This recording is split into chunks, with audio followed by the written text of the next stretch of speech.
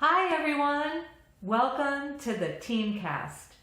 I was once facilitating a meeting of about 40 people when a high-ranking executive objected to a detail that was part of the pre-read material for the meeting.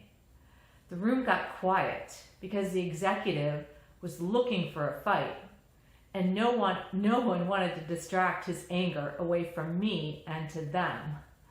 But I'm a facilitator, not a fighter, so I used a tactic called pivoting from content to process.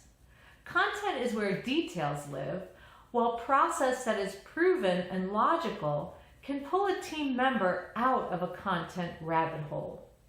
The first step is to thank the person for their input or perspective, to be respectful of their status as a contributing participant. The second step is to consider how their input helps the planned outcomes for the meeting. The third and final step is to explain how their input is connected to the process for achieving the planned outcomes, and then act accordingly.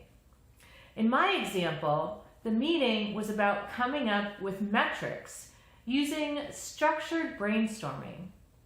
I explained to the disgruntled executive that the brainstorming topics as a basis for the metrics input didn't depend on his input, but his input did provide some context and scope for the metrics, so could be used after the meeting to help prioritize the metrics input collected in the meeting. Now, because the input wasn't critical to the planned meeting outcomes and wasn't connected to the meeting process, the input was captured on a parking lot to use after the meeting. Now, this action diffused the problem, and we moved on to complete what was a very successful meeting.